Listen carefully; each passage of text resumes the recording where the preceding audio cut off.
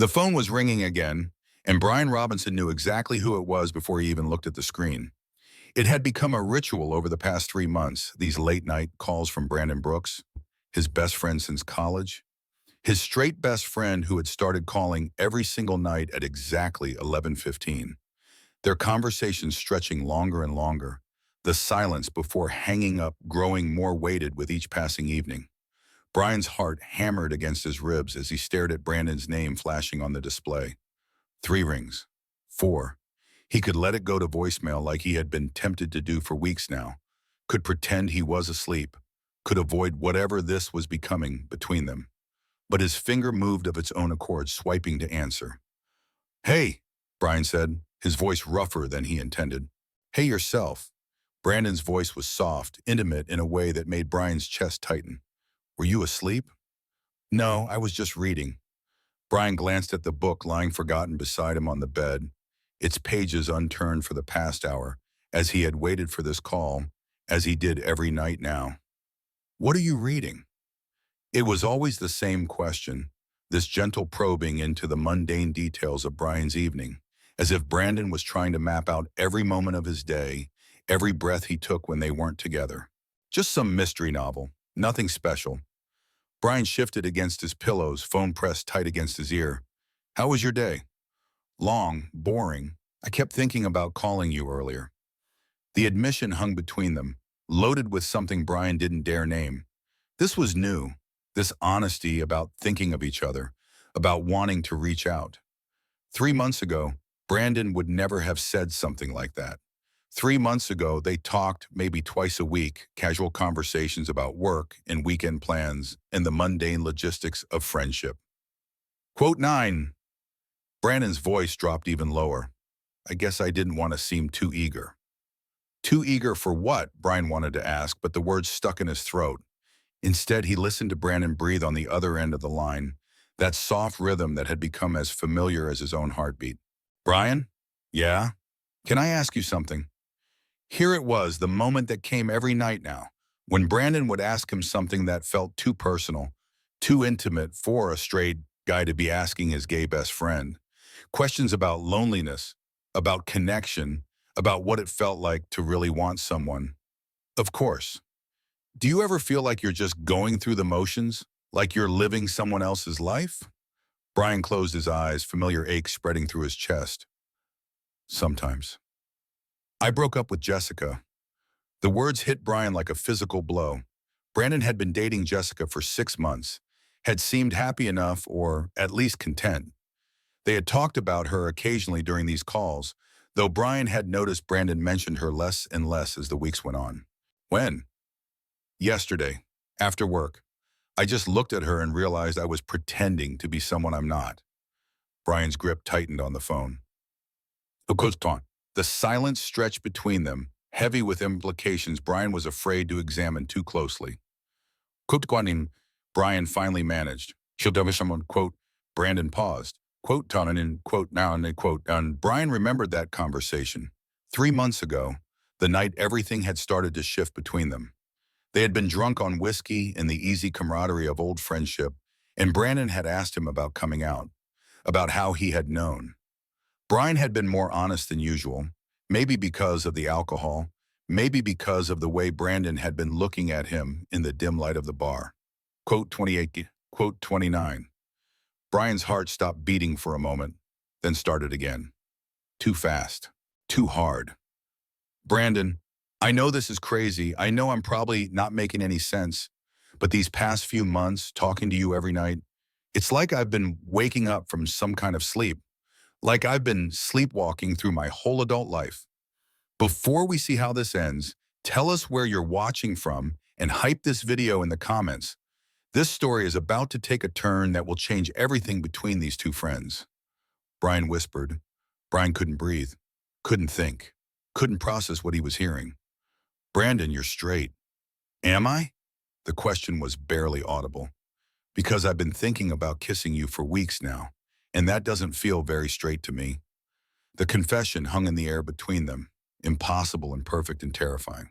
Brian had been in love with Brandon Brooks for 2 years and 4 months, had counted every day of it, had tortured himself with the hopelessness of it, had watched Brandon date woman after woman while he ached with wanting something he could never have.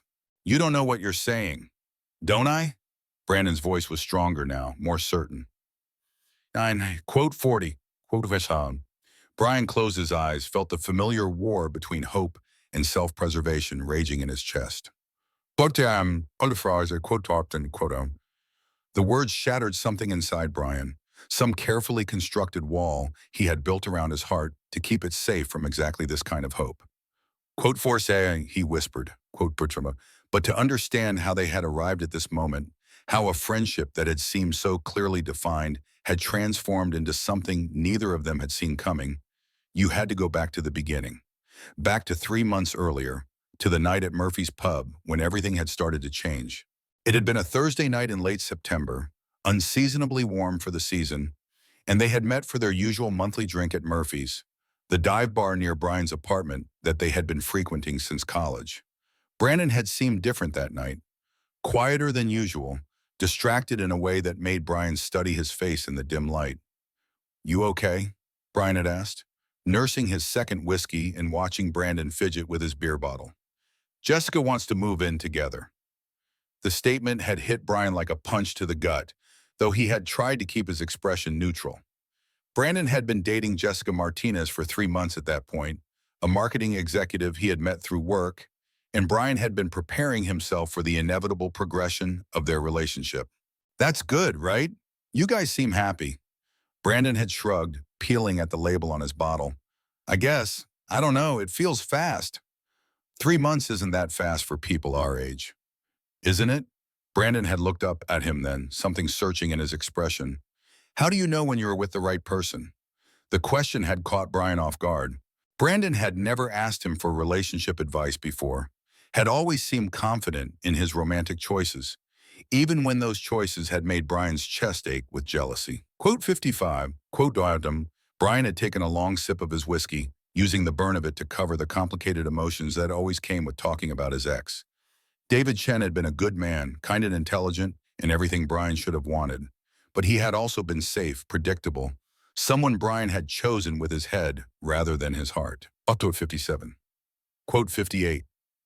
Brian had studied Brandon's face, trying to read the expression there. I think some people find it. I think some people get lucky enough to find the person who makes everything else make sense. What would that feel like? The question had been asked so quietly, Brian had almost missed it over the noise of the bar. But something in Brandon's tone, something vulnerable and searching, had made him lean forward, close enough to catch the scent of Brandon's cologne, close enough to see the flecks of gold in his brown eyes. I think it would feel like coming home, like every conversation you'd ever had with anyone else was just practice for talking to them. Like you could tell them anything, your worst secrets, your most embarrassing thoughts, and they would still choose you. Every day, they would still choose you. Brandon had gone very still, his eyes fixed on Brian's face with an intensity that had made Brian's heart race. Have you ever felt that way about someone?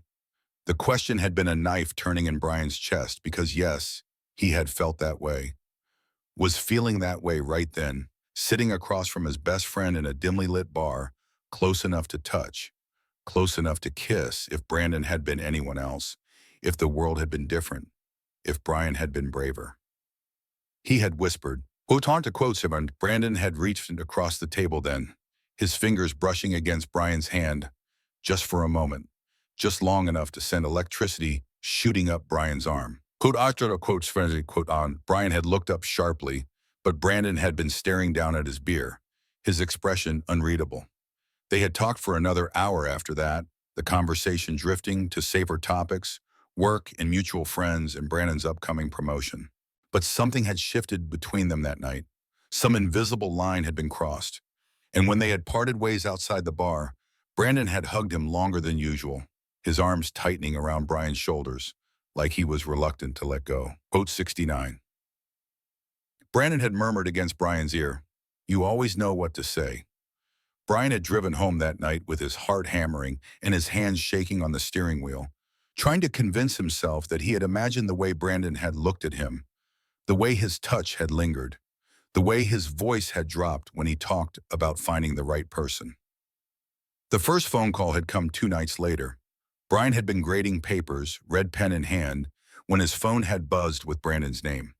It wasn't unusual for them to talk during the week, but something about the timing had felt different, more intentional. "Hey," Brandon had said when Brian answered. "I hope I'm not interrupting anything important. Just grading, what's up? I was thinking about what you said, about finding the person who makes everything make sense." Wow. Brian had set down his pen, giving Brandon his full attention. "Yeah?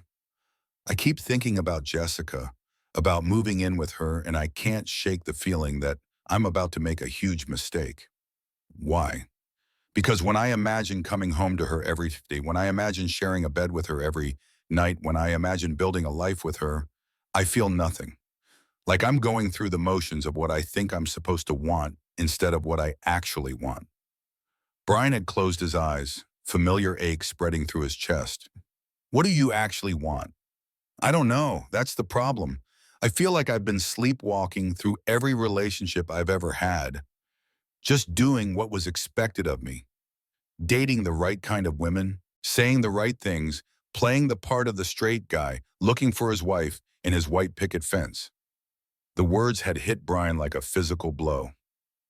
"Brandon, I know how that sounds. I know I'm probably just having cold feet about taking the next step with Jessica, but I can't stop thinking about what you said about some people finding their other half, about feeling like you're home.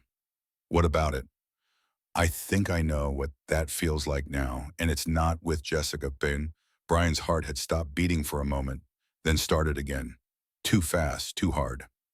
"Could I do it?" quote Brandon. Brian had gripped the phone tighter, afraid to breathe, afraid to hope. Quote down, he had managed. Quote out, quote 089. Brandon's voice had been soft, uncertain, because it doesn't feel like just friendship to me anymore. They had talked until almost 2 in the morning that night, the conversation dancing around the edges of something neither of them was ready to name.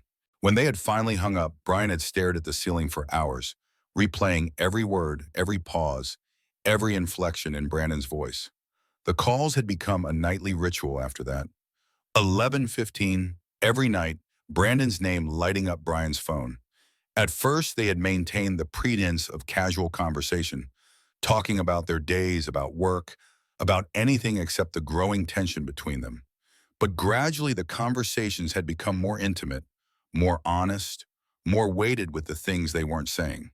Brandon had broken up with Jessica 2 weeks into their nightly phone calls, though he hadn't told Brian about it right away. Brian had only found out when he had asked about her during one of their conversations, and Brandon had gone quiet for a long moment before admitting that they were no longer together. Code 91, Brian had asked, though part of him had already known. Quote 92 and quote 90 quote in the yarn. The admission had hung between them, heavy with implication. Quote tonight, Brian had whispered. Quote narrate. The conversations had grown more charged after that, more loaded with the weight of Brandon's self-discovery. He had started asking Brian questions about his coming out process, about how he had known he was gay, about what it had felt like to accept that part of himself. "I always knew I was different," Brian had told him one night, staring out his bedroom window at the city lights, "even before I understood what different meant. I remember being 8 years old and feeling this disconnect between what everyone expected me to feel and what I actually felt. Like I was watching other boys get excited about girls and wondering why I felt nothing." "When did you know for sure?" "High school. There was this guy in my English class, Marcus Williams. He had these incredible green eyes and this way of laughing that made my chest feel tight. I spent an entire semester finding excuses to sit near him, to work with him on group projects, to be in his orbit. It took me months to realize what I was feeling was attraction." "Were you scared?" "Terrified. This was small-town Ohio in the early 2000s. Being gay wasn't exactly celebrated. I spent years trying to convince myself I was wrong, that I could force myself to feel what I was supposed to feel." "How did you stop fighting it?" Brian had been quiet for a long moment, remembering the night he had finally stopped running from himself, the night he had looked in the mirror and admitted the truth he had been avoiding for years. "I realized I had a choice. I could spend my whole life pretending to be someone I wasn't, or I could be brave enough to be myself, even if it meant being alone. And you chose to be yourself. Eventually, it took me a while to get there, and it wasn't easy. Coming out to my parents, dealing with their disappointment, losing some friends who couldn't handle it. But living authentically, even when it's hard, is better than living a lie. Do you think sexuality is fluid? Like, do you think someone could go their whole life thinking they were straight and then realize they weren't? The question had made Brian's pulse quicken. Quote 108, quote when. Brandon had repeated, his voice thoughtful.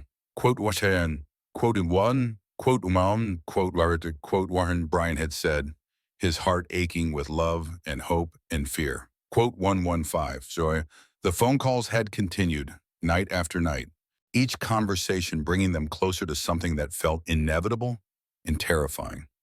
Brandon had started sharing more personal details, more intimate thoughts, the kind of vulnerabilities that Brian had learned to treasure. Quote 116 to Brandon had said during one of their calls about a month into their nightly ritual. Quote 117, quote 118, Brian's chest had tightened. What about it? Do you still feel that way about them? The question had hung in the air between them, loaded with everything they weren't saying. Quote 21, Brian had whispered. Quote 1 quote 1 quote 1. Brian had closed his eyes, hope and fear warring in his chest. Quote 1, quote 1, quote 1 said Brian had admitted the honesty surprising him. Quote 1, and Brandon had gone quiet for a long moment, and Brian had wondered if he had said too much, revealed too much. Quote 20 notes, Brandon had finally said, his voice so soft Brian had almost missed it. The conversations had grown more charged after that, more weighted with the things they weren't saying directly. Brandon had started asking hypothetical questions that felt anything but hypothetical. Do you think it's possible to fall in love with someone and not realize it until it's too late? He had asked one night. What do you mean too late? Like until you've already fallen so hard you can't imagine your life without them, but you're terrified they don't feel the same way. Brian's heart had hammered against his ribs. Quote, 33. Quote 130, Brandon had repeated. Quote 136. The silence that had followed had been charged with possibility, with the weight of everything they were dancing around. Quote 137, quote 138, quote 139. So when Brian's breath had caught in his throat. Okay, I think I'm falling in love with you. The words had hit Brian like lightning, illuminating everything, changing everything, making the world tilt on its axis. Brandon, I know this is crazy. I know I'm probably ruining everything between us, but I can't keep pretending that these feelings aren't real, that what I feel for you is just friendship. Brian had gripped the phone so tight his knuckles had gone white. How long? How long what? How long have you been feeling this way? I think part of me has always felt this way, but I started really understanding it that night at Murphy's. When you talked about finding the person who makes everything make sense, I realized you were describing how I feel about you. Brian had closed his eyes, tears streaming down his face. 2 years and 4 months of hidden love finally being acknowledged, finally being reciprocated. I love you too, he had whispered. I've been in love with you for so long, I forgot what it felt like not to love you. Really? Really? God, Brandon, I've been dying keeping this secret. Watching you with other people, pretending I was okay with just being your friend when all I wanted was to be everything to you. You are everything to me. You have been for months, maybe longer. I just didn't understand what that meant until now. They had talked until dawn that night, sharing confessions and fears and dreams, mapping out the geography of their feelings for each other. And when they had finally hung up, it had been with the promise that Brandon would come over the next evening, that they would continue this conversation face to face, which brought them to now, to this moment, to Brian pacing his apartment at 11:47 p.m., waiting for Brandon to arrive, his heart hammering with anticipation and terror in equal measure. When the knock came at his door, soft but insistent, Brian's hands were shaking as he reached for the handle. He took a deep breath, trying to steady himself, trying to prepare for whatever was about to happen between them. Brandon stood in the hallway, hair disheveled like he had been running his hands through it, eyes bright with something that looked like determination mixed with fear. He was wearing the blue button-down shirt that Brian had always loved on him, the one that brought out the gold flecks in his brown eyes, and Brian wondered if that had been intentional. Quote 153, Brandon said, his voice soft and uncertain. Quote 150, Brian stepped back, gesturing for Brandon to come in. Quote 150, quote 150. They stood in Brian's living room, suddenly awkward with each other in a way they had never been before. 3 months of phone conversations had brought them to this moment, but now that they were face to face, neither of them seemed to know how to begin. So, Brian said, shoving his hands into his pockets to keep them from shaking. So, Brandon echoed, a nervous smile playing at the corners of his mouth. This is weird, isn't it? We've been talking every night for months, but now that you're here, I don't know what to say. Brandon took a step closer, his eyes never leaving Brian's face. Quote 160, quote 161, quote 162. Brian felt something loosen in his chest, some knot of tension he had been carrying for months finally beginning to unravel. Quote 3, he admitted. Quote Sauerhoen. Brandon took another step closer, close enough now that Brian could see the nervous flutter of his pulse at his throat, close enough to catch the familiar scent of his cologne, mixed with something that was purely Brandon. Quote, Brian felt heat rise in his cheeks. Quote 116, quote 100, quote 1, Brandon's smile was soft, wondering. You remember what I was wearing? I remember everything about that night. The way you gestured with your hands when you got excited about the brushwork. The way you laughed when I made that joke about the artist's statement sounding like it was written by a random word generator. The way you looked at me when you said art was about making people feel less alone in the world. I was looking at you when I said that because you make me feel less alone in the world. The confession hung between them, simple and devastating and perfect. Brandon, Brian whispered. I know this is all new for me. I know I'm still figuring out what it means to feel this way about a man, about you. But I know that what I feel for you is real. I know that I want to explore this, whatever this is between us. Brian reached up, his fingers brushing against Brandon's cheek, marveling at the way Brandon leaned into the touch. What 276? Brandon asked, his voice barely audible. Quotuan, quotuanet, Brandon said, his eyes dropping to Brian's lips. I've been thinking about it for weeks, wondering what it would feel like, wondering if it would be as perfect as I imagine. And what do you imagine? Brandon's hands came up to frame Brian's face, thumbs brushing across his cheekbones with a tenderness that made Brian's knees weak. Quote 181. Brian's breath caught in his throat. Those are my words. I'm stealing them because they're perfect, because they describe exactly how I feel about you. Brandon, can I kiss you? Brian, please? The question was asked so softly, so vulnerably, that Brian felt tears prick at the corners of his eyes. Yes, he whispered. God, yes. Brandon leaned in slowly, giving Brian time to change his mind, time to pull away. But Brian had never been more certain of anything in his life. When their lips finally met, it was soft at first, tentative, a question being asked and answered. But then Brandon's hands tightened on Brian's face and Brian's fingers fisted in the front of Brandon's shirt, and the kiss deepened, became more urgent, more desperate. It was everything Brian had imagined and nothing like he had expected. It was coming home and falling off a cliff and finding religion all at once. It was the taste of Brandon's mouth and the sound of his soft gasp and the way he pressed closer like he couldn't get enough. When they finally broke apart, both breathing hard, Brandon rested his forehead against Brian's, eyes still closed. He whispered, quote 189, quote 180, quote 191, Brian finished. Quote 9, and Brandon opened his eyes and Brian was startled by the intensity he saw there, the wonder and desire, and something that looked like relief. Quote 119, Brandon admitted. Quote Weiner, quote Weinton, quote Ensign. Brian smiled, the first genuine, unguarded smile he had allowed himself in months. Quote 197, quote 198, quote 199. They moved to the couch, settling into the familiar rhythm of their conversations, but with a new dimension of closeness.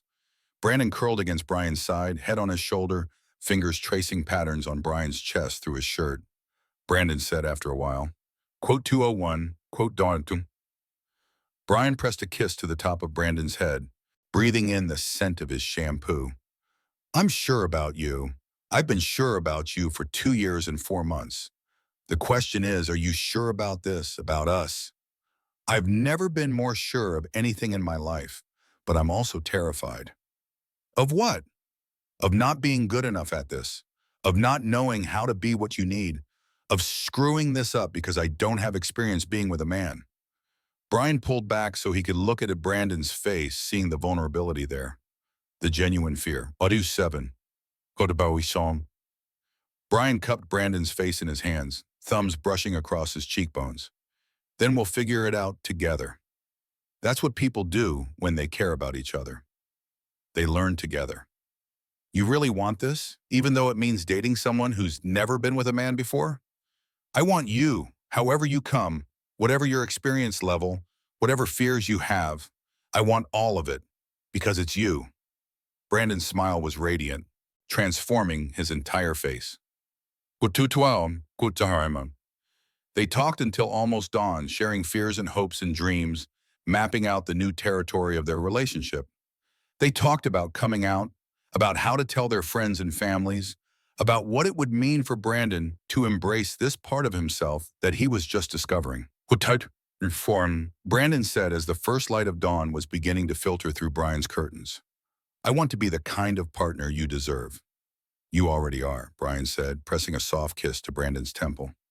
Quote 217. 3 weeks later, Brian woke up to the smell of coffee brewing and the sound of Brandon humming in his kitchen. It had become their new normal, this domestic bliss that Brian had never dared to hope for.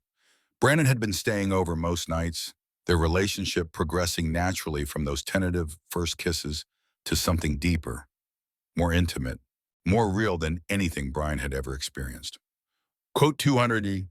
Brandon said when Brian shuffled into the kitchen, hair sticking up at odd angles, still wearing the t-shirt he had slept in. Quote 209. Brian accepted the cup of coffee Brandon handed him, perfectly prepared with just the right amount of cream and sugar. Quote 20. Quote 20.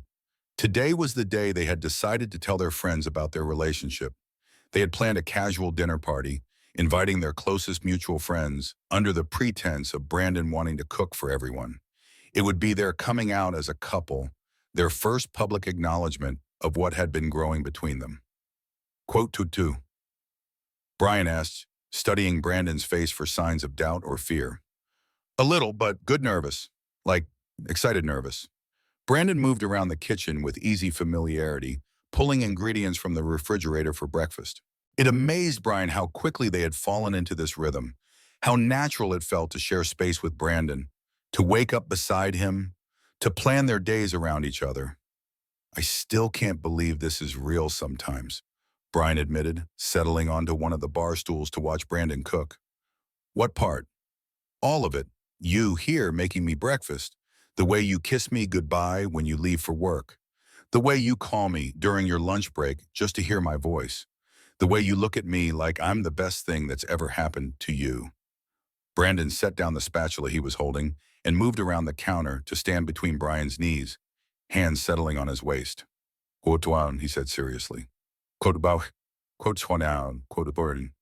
Brian reached up to cup Brandon's face, marveling at how familiar the gesture had become, how right it felt. I love you, he said, the words still feeling new and precious on his tongue. I love you too. More than I knew it was possible to love someone. They kissed, soft and sweet and full of promise, the kind of kiss that spoke of lazy Sunday mornings and shared coffee in a future neither of them had dared to imagine just a few months ago. Breakfast is burning, Brian murmured against Brandon's lips. Brandon replied, but he pulled away with a laugh, returning to the stove to rescue their eggs. They ate breakfast together at Brian's small kitchen table, knees touching under the surface, sharing the newspaper in comfortable silence. It was such a simple thing, such an ordinary moment, but Brian treasured it like the precious gift it was. Are you ready for tonight? Brandon asked as they were cleaning up. Are you? I think so. I mean, they're our friends. They love us. They want us to be happy. And if they don't react well? Brandon paused in his dishwashing, considering the question seriously. Then they're not really our friends, are they? The people who matter will be happy for us. The people who don't, well, we don't need that kind of negativity in our lives anyway. Brian smiled, struck again by how much Brandon had grown over the past few weeks, how confident he had become in his decision to be with Brian, to embrace this part of himself he was still discovering. When did you become so wise? I had a good teacher, Brandon said, bumping his shoulder against Brian's. So 242. The dinner party that evening was a success beyond their wildest expectations. Their friends had reacted with surprise, yes, but also with overwhelming support and happiness. Maria Murphy had actually cried when they had announced their relationship, saying she had always suspected there was something special between them. Ashley Watson had demanded to know all the details of how they had gotten together, and Gloria Hughes had declared that she had been waiting for them to figure it out for years. Quote 243. Amy Campbell had said, raising her wine glass in a toast. Quote 244. Quote 245. Charles Sanders had added, his own glass raised. Quote 246. Later that night, after their friends had gone home and they were cleaning up the remnants of the dinner party, Brandon had pulled Brian into his arms in the middle of the kitchen. Quote 247, he said, pressing a kiss to Brian's temple. Better than well. That was perfect. I'm proud of us for being brave enough to do this, to tell people, to stop hiding. I'm proud of you, Brian corrected, for being willing to explore this part of yourself, for being honest about what you want, for choosing love over fear. I'm choosing you, Brandon said simply. Every day I'm choosing you. They made love that night with a tenderness and passion that took Brian's breath away. Brandon was a generous lover, attentive and eager to learn, to discover what made Brian gasp and arch beneath him. And Brian was patient, guiding and teaching and marveling at the way Brandon responded to his touch, the way he whispered Brian's name like a prayer. Afterward, they lay tangled together in Brian's bed, skin cooling in the night air, hearts still racing from the intensity of their connection. What did 254? Brandon murmured against Brian's shoulder. Like what?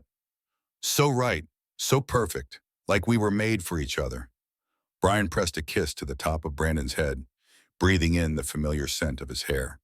Quote 257, quote unworth quote the orange, Brian said thoughtfully.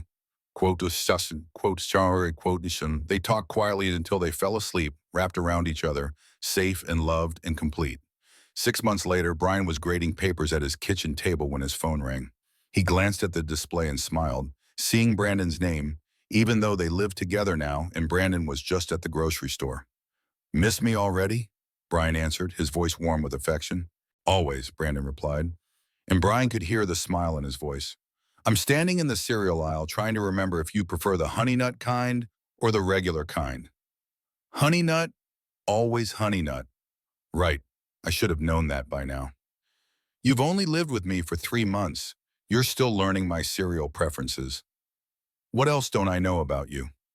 Brian set down his red pen, giving Brandon his full attention even though they were just talking about groceries. What do you want to know? Everything. I want to know what you were like as a kid, what your first pet was named, what you wanted to be when you grew up before you decided to become a teacher. Why? Because I love you and I want to know every single thing about you. I want to collect all your stories and keep them safe.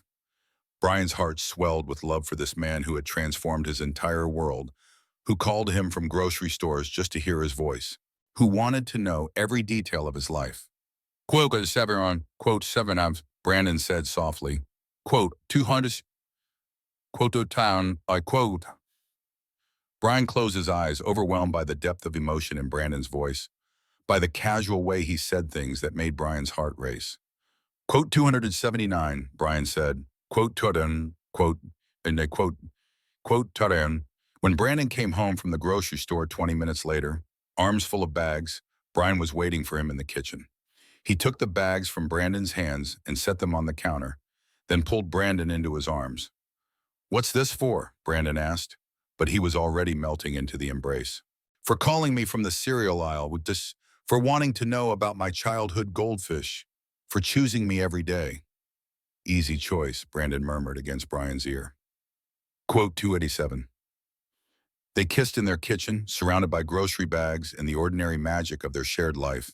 And Brian marveled at how a phone call that had started 3 months ago with a question about Jessica had led them here to this moment, to this love that felt as essential as breathing. Later that evening, as they were making dinner together, moving around each other with the practiced ease of a couple who had learned each other's rhythms, Brandon brought up something that made Brian's heart skip. Brandon said, stirring the pasta sauce while Brian chopped vegetables. Quote 289. Quote 29, Brian's knife stilled on the cutting board. They had talked about Brandon's family before, about his conservative parents who lived in a small town in Tennessee, about his fear of disappointing them, of losing their love and support. Quote went out though. Brian set down his knife and turned to face Brandon fully. Quote iron, quote a town. Brandon gestured between them, his expression soft and determined. Quote sham, quote a quote tons. Brian moved closer, wrapping his arms around Brandon from behind, chin resting on his shoulder. Quote tan, he said quietly. Quote nine, quote Brandon replied, leaning back into Brian's embrace. You've been living authentically your whole adult life, even when it cost you.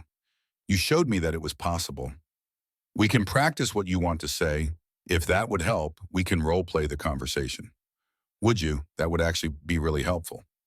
They spent the evening after dinner practicing Brandon's coming-out conversation, with Brian playing the role of Brandon's parents, asking the kinds of questions they might ask, expressing the concerns they might have. It was emotionally exhausting but also cathartic, helping Brandon prepare for various scenarios while also strengthening their bond as a couple. I think I'm ready, Brandon said finally, as they were getting ready for bed. When do you want to call them? Tomorrow night, after work. I want to do it when I'm home, when I'm in our space, surrounded by reminders of how happy we are together. Our space, Brian repeated, smiling at the way Brandon had claimed ownership of their shared life. Yes, our space, our home, our life together. They made love that night with extra tenderness, extra care, as if they were sealing a promise to each other, a commitment to face whatever challenges came their way together. The next evening, Brian made himself scarce while Brandon called his parents, taking a long walk around the neighborhood to give Brandon privacy for what he knew would be a difficult conversation. When he returned an hour later, he found Brandon sitting on their couch, phone in his lap, tears streaming down his face. Brian's heart clenched with fear. Quote 309. Brandon looked up at him, and Brian was startled to see that despite the tears, Brandon was smiling. Quote 310. Brandon said in his voice thick with emotion. Quote round. Brian sank onto the couch beside Brandon, pulling him into his arms. Quote Fava, quote Ferdinand, quote Sean, quote Found. Brian felt tears prick at his own eyes. Quote Chan, quote San. They held each other on their couch, crying happy tears, overwhelmed by the support they had received, by the way love had conquered fear once again. A year later, Brian stood in their bedroom, adjusting his tie for the third time, nervous energy making his hands shake. Tonight was the night of their housewarming party for the new place they had bought together, a small house with a garden that Brandon had fallen in love with and Brian had agreed to because he couldn't deny Brandon anything. You look perfect, Brandon said from the doorway, and Brian turned to find his boyfriend leaning against the frame, dressed in the blue shirt that still made Brian's heart skip. Quote 319, Brian admitted. Quote God unquote John. Brandon crossed the room and took Brian's hands in his, stilling their trembling. Hey, he said softly, look at me. Brian met his eyes, finding the same warmth and love there that had sustained him through every challenge of the past year. We deserve this happiness, Brandon said firmly. We deserve to celebrate our love, our home, our life together. We've worked for this, we've been brave for this, and we get to enjoy it. I know, I just sometimes can't believe it's real. That you're real, that we're real. I'm real, nah, Brandon said, bringing Brian's hands to his lips to press soft kisses to his knuckles. Code 328. The doorbell rang, signaling the arrival of their first guests, and Brandon squeezed Brian's hands one more time. Ready? With you. I'm ready for anything. The party was everything they had hoped it would be and more.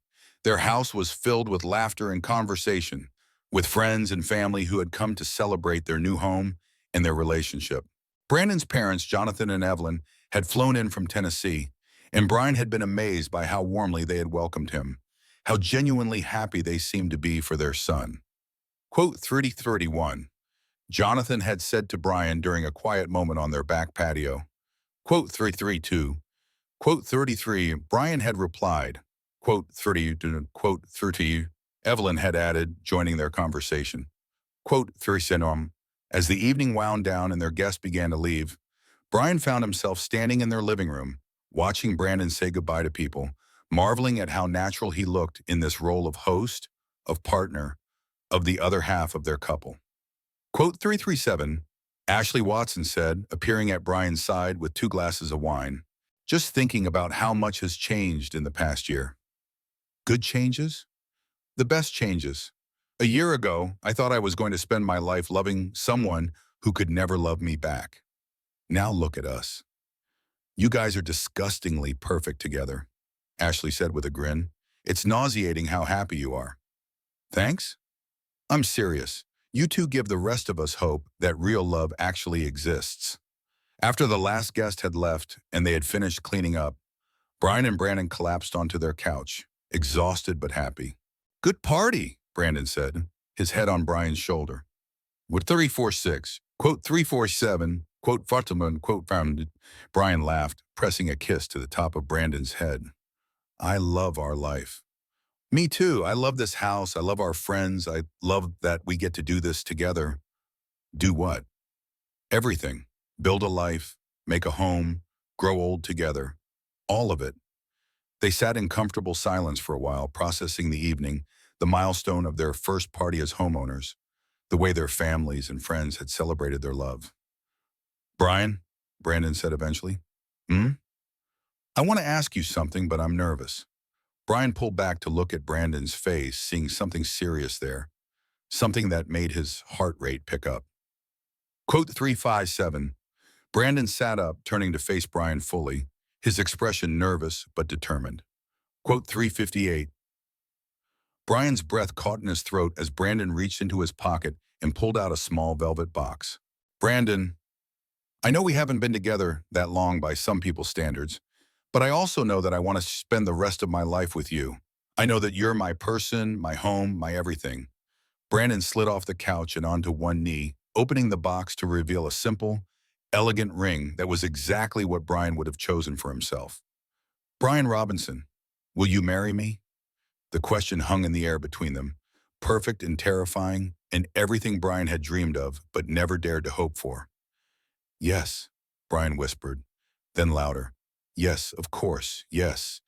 Brandon slipped the ring onto Brian's finger with shaking hands, then surged up to kiss him, both of them crying and laughing at the same time. Quote 364. Brandon said against Brian's lips, I love you too. I can't believe you just proposed to me in our living room after our housewarming party. I wanted it to be here in our home, surrounded by the life we've built together. Brian looked down at the ring on his finger, simple and perfect and real. Just like their love. When did you buy this? 3 months ago. I've been carrying it around, waiting for the right moment. This was the right moment. Yeah? Perfect moment, perfect proposal, perfect ring, perfect man.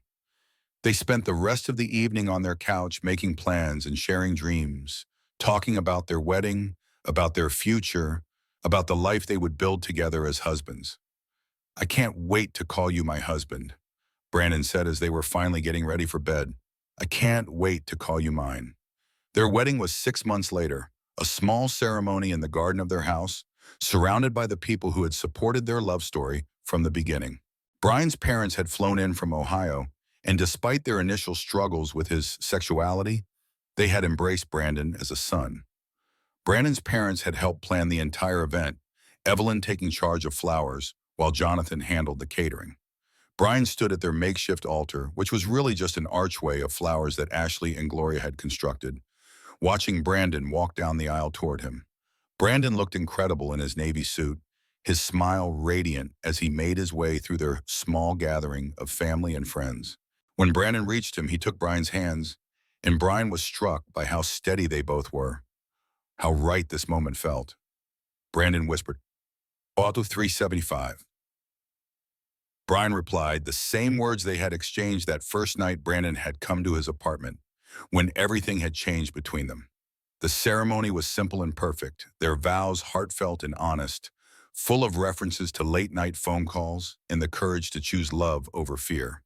When the officiant pronounced them married and told them to kiss, Brian felt like his heart might burst with happiness. Brandon murmured against his lips, quote, 377. The reception was a joyful celebration, filled with dancing and laughter and toasts that made them both cry. Maria Murphy gave a speech about how she had always known they were meant to be together, and Charles Sanders told the story of their first date from an outside perspective, making everyone laugh with his observations about how obviously smitten they had been. But Brian's favorite moment came later, when they were alone in their bedroom, finally married, finally husbands, helping each other out of their wedding clothes. No regrets? Brian asked as Brandon hung up his suit jacket. Only one, Brandon said, turning to face him. Brian's heart clenched. Quote 388, quote 38 on to quote phone, Brian said, pulling Brandon into his arms. Quote 383 on quote 384, quote 385. They made love as married men for the first time, slow and tender and full of promises for their future together. Afterward, they lay tangled in their sheets, wedding rings catching the moonlight, hearts full of love and hope and gratitude. Brandon asked, tracing patterns on Brian's chest.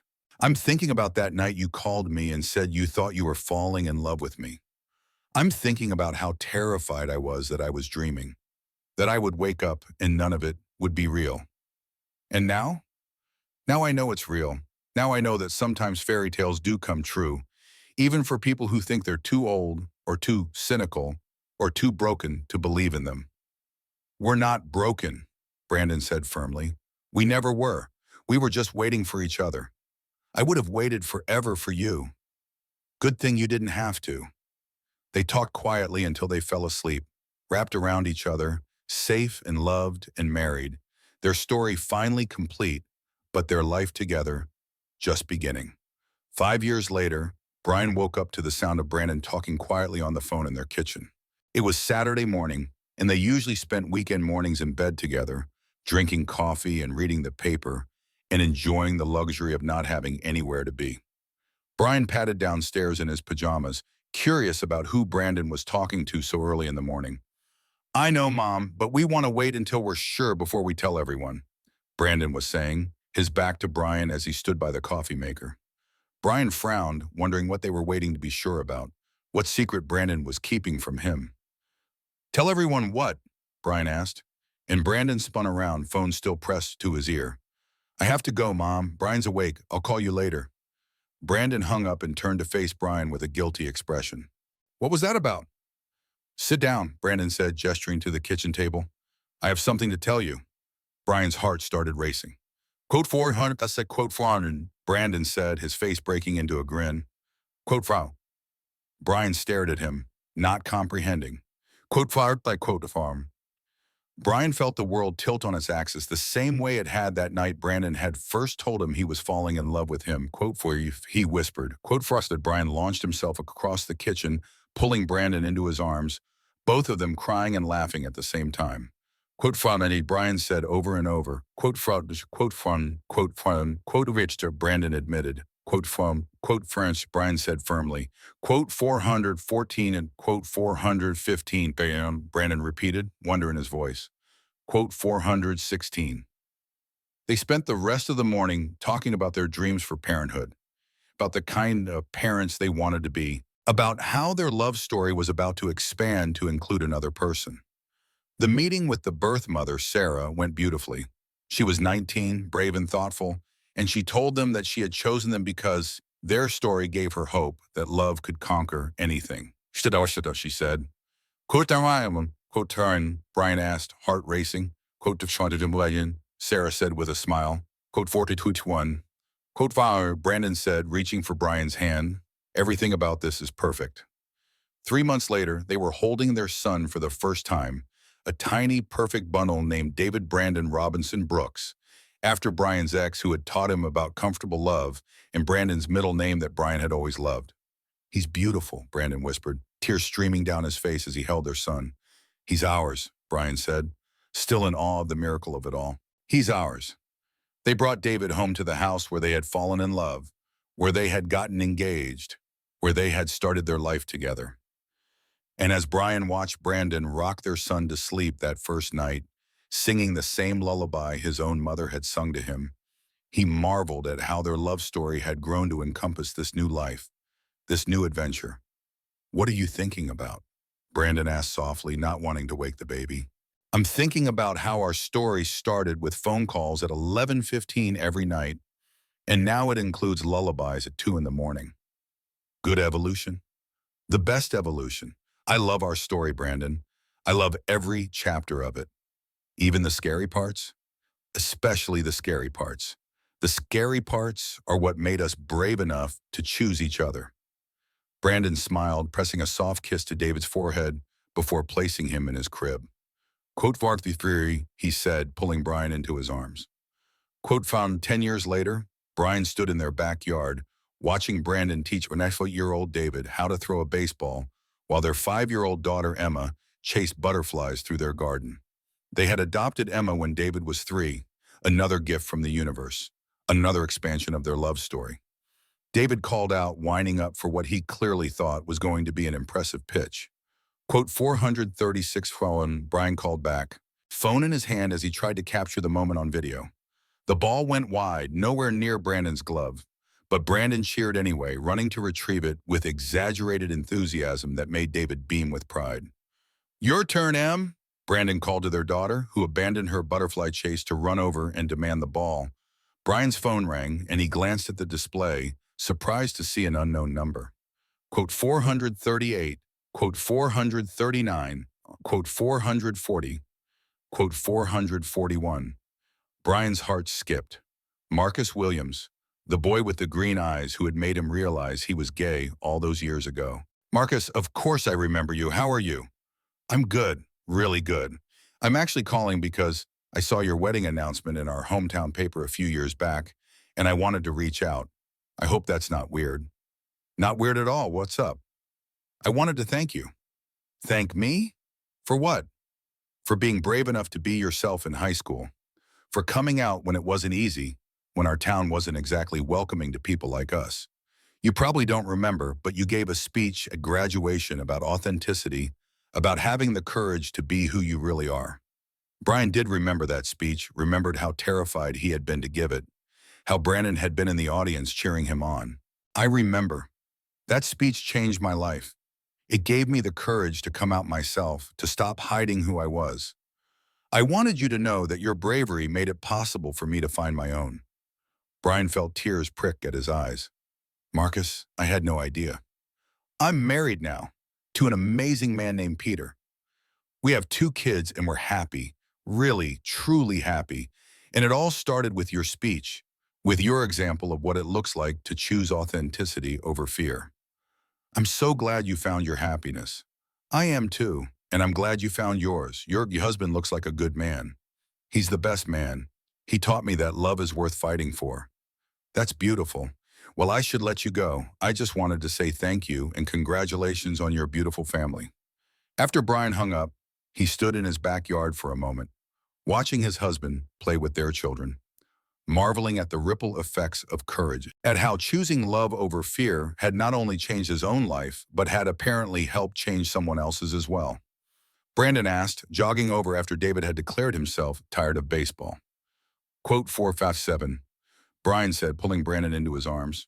Quote 458, quote Fahadi, quote Fasos, quote Sanosal, and Brandon said, watching their children play together in the garden. Quote 4 Ags 2, then quote 463, so quote 464, then quote 46 Fin. They stood together in their backyard, surrounded by the life they had built together, the family they had created, the love that had started with late-night phone calls and had grown into something that touched lives they would never even know about. Quote force, Emma called from across the yard. Quote 467, Brandon said with a grin. Quote Fraud, Brian replied. As they walked hand in hand toward their children, Brian thought about their story, about how it had started with a phone call at 11:15 and had become this beautiful, messy, perfect life. He thought about the scared young man he had been, convinced he would never find love, and the scared young man Brandon had been, convinced he was living someone else's life. And he thought about how sometimes the most beautiful love stories are the ones that catch you completely off guard. The ones that start with friendship and grow into something that changes not just your own life, but the lives of everyone around you. I love our story, he said to Brandon as they reached the swing set. Me too, Brandon replied, lifting Emma onto one of the swings. And I love that it's still being written. What do you think the next chapter will be? I don't know, Brandon said, his eyes twinkling with mischief. But I know it'll be an adventure. With you, everything's an adventure. Good thing you like adventures. I like our adventures. I like our life. I like that we figured it out together. We did, didn't we? We figured it out together. Brian pushed David on his swing while Brandon pushed Emma on hers, and they spent the rest of the afternoon in their backyard, surrounded by the laughter of their children and the warmth of their love, grateful for every phone call, every conversation, every moment that had led them to this perfect, ordinary, extraordinary life. That night, after the children were asleep and they were cleaning up the remnants of dinner, Brandon's phone rang. Brian glanced at the clock and smiled. Quote 479, he said. Quote, and now, Brandon replied with a grin, but he let the call go to voicemail. Quote 481, quote Vietnam. Brian felt his heart swell with love for this man who had chosen him every day for the past 15 years, who had built this beautiful life with him, who still made him feel like the luckiest person in the world.